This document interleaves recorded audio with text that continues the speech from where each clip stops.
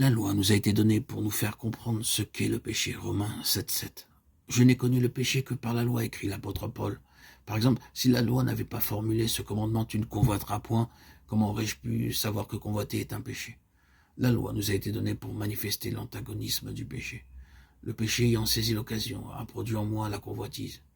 Car sans loi, le péché est mort. Romains 7,8. Quelle peinture exacte du cœur humain. La loi dit, tu ne convoiteras point, et instantanément la pensée mauvaise surgit.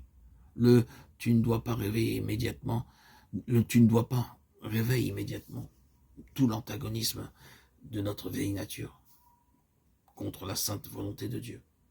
Car la pensée de la chair est inimitié contre Dieu. Romains 8,7. Si la loi n'intervient pas, le péché est mort. Il n'y a ni antagonisme ni lutte.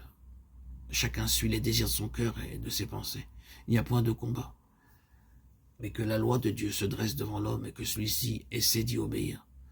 Aussitôt le péché manifeste sa présence et incite à commettre des actions contraires aux exigences de la loi divine. La loi est donc donnée pour manifester cet antagonisme intérieur qui sommeille en nous et s'élève contre la loi de Dieu. La loi nous a été donnée pour nous conduire à la mort. Autrefois, j'étais sans loi et je vivais. Mais quand le commandement est venu, le péché a pris vie, et moi je suis mort. Romains 7,9. Autrefois, je croyais que tout allait bien, je vivais dans l'insouciance et le péché.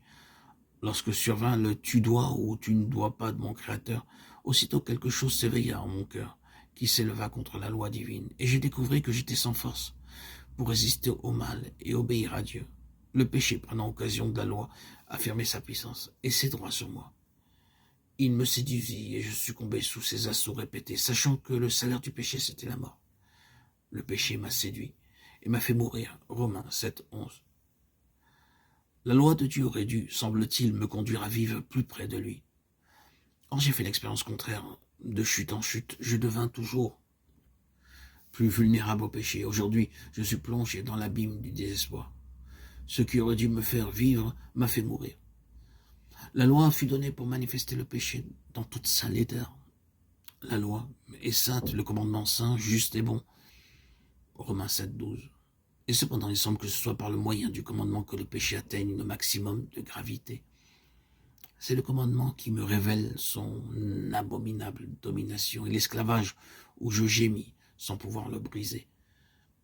C'est effectivement par la sainteté de la loi que le péché est manifesté comme péché.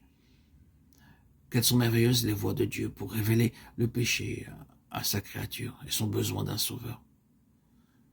Pour que le péché soit haï, abhorré, il faut d'abord qu'il soit vu tel qu'il est. Et ce n'est que lorsque l'homme s'est perdu qu'il sent le besoin d'un sauveur.